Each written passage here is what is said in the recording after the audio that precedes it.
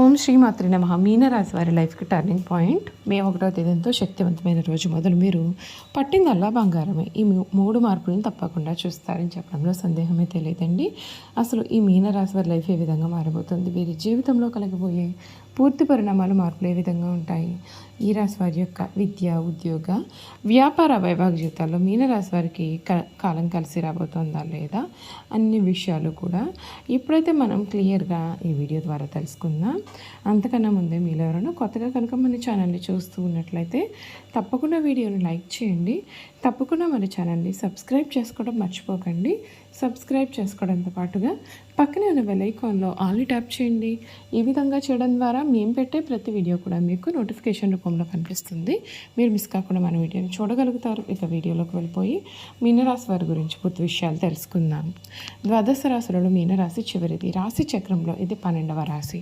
పూర్వభద్ర 4వ పదం, ఉత్తరభద్ర 1, 2, 3, 4 పదాలు, రేవతి 1, 2, 3, 4 పదాల్లో జన్మించిన వారు మీనరాశికి చెందుతారు.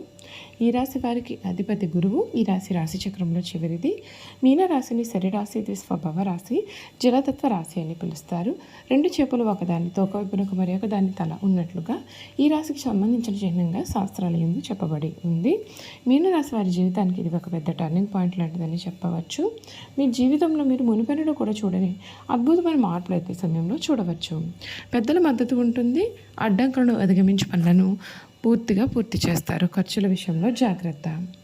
చిన్న చిన్న విషయాలకు పట్టించుకోకుండా ముందుకు సాగాలి. హనుమాన్ చాలీసా పఠనం మీ మనోధైర్యాన్ని పెంచుతుంది.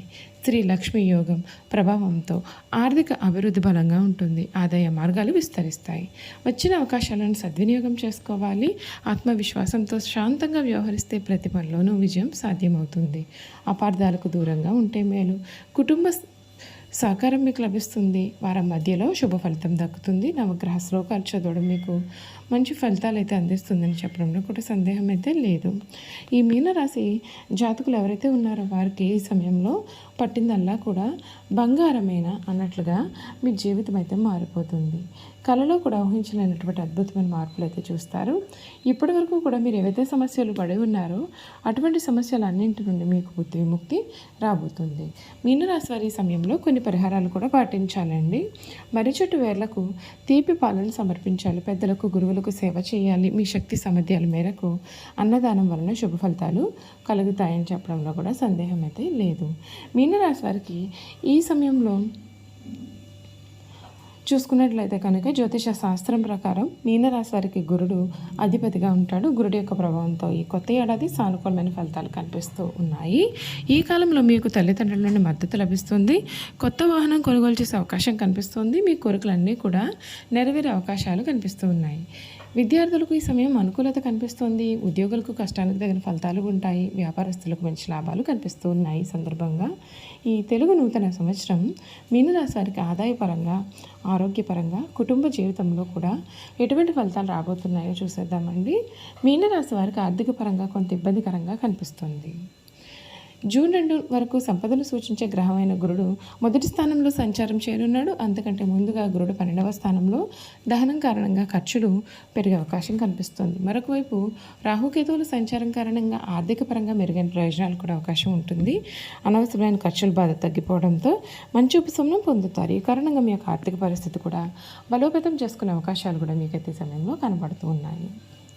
ఈ రాశి వారికి రాజభుజం 7, అవమానం 2గా ఉంటాయి. గురుడు ప్రభావం కారణంగా మీ కుటుంబ జీవితంలో సానుకూలమైన ఫలితాలు ఉంటాయి.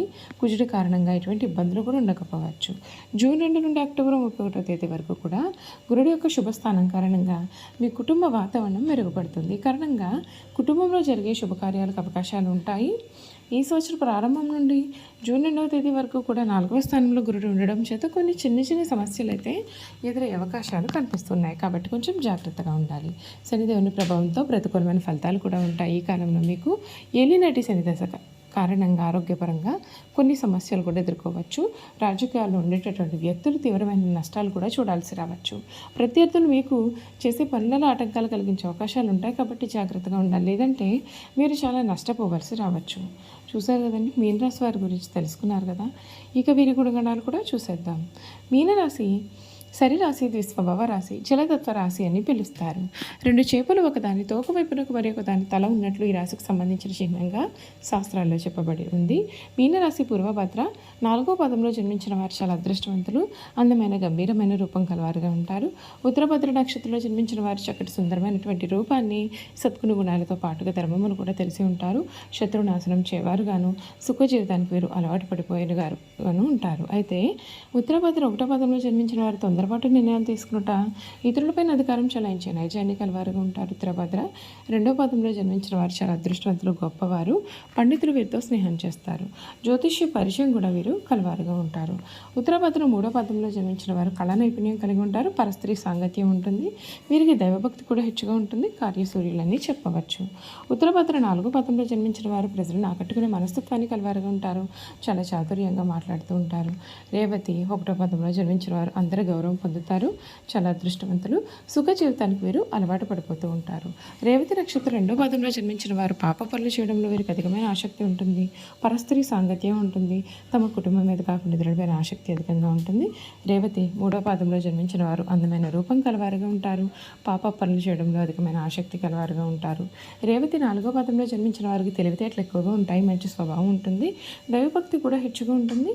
పెద్దలంటే గౌరవం కూడా వీరిలో అధికంగా ఉంటుంది. వీరి గుణగణాలు చూసుకున్నట్లయితే వీరు స్వసిద్ధంగా చాలా మంచివారు. ఏ విషయాన్ని కూడా రహస్యంగా దాచుకునే ఆలోచన వీరికి ఉండదు. రహస్యంగా దాచుకోవడం వీరికి ఏమాత్రము చేత కాదు. ఇతరులకు అపకారం తలపెట్టడం, కుట్రలు పొందడం వీరికి ఏమాత్రము చేత కాదు. వీరు చూడడానికి ఆవేశపరులుగా కనిపిస్తారు, కానీ వీరికి దుష్టబుద్ధి ఏమాత్రము ఉండదు. వీరికి ఎవరిపైనైనా కోపం వస్తే వారే బాధపడతారు, కానీ అవతల వ్యక్తి మీద కక్ష మాత్రము తీర్చుకోరు. దుష్టులు కూడా మంచి వారిగా మార్చడానికి వీరు ఎక్కువగా ప్రయత్నాలు చేస్తూ ఉంటారు. మీన రాశి వారికి శారీరక అనారోగ్యం కన్నా మానసిక అనారోగ్యం అధికంగా ఉంటుంది. అనేక విషయాలు మానసికంగా ఆందోళన చెందుతారు. శారీరకంగా చాలా దృఢంగా ఉన్నప్పటికీ పనులు చేయడంలో వీరు అలసిపోతూ ఉంటారు. పనులను ఎక్కువగా చేయడం వల్ల, అతివేగంగా తొందరగా చేయడం వల్ల వీరు అలసిపోతూ ఉంటారు.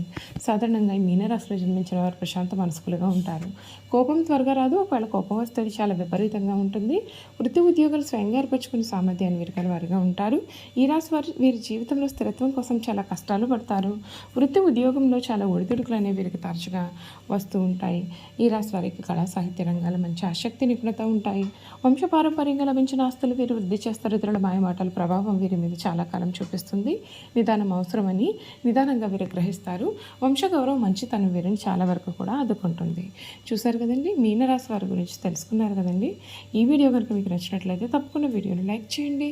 తప్పకుండా మన ఛానల్ని సబ్స్క్రైబ్ చేసుకోవడం మర్చిపోకండి. సబ్స్క్రైబ్ చేసుకోవడంతో పాటుగా పక్కనే ఉన్న బెల్ ఐకాన్లో ఆల్ని ట్యాప్ చేయండి.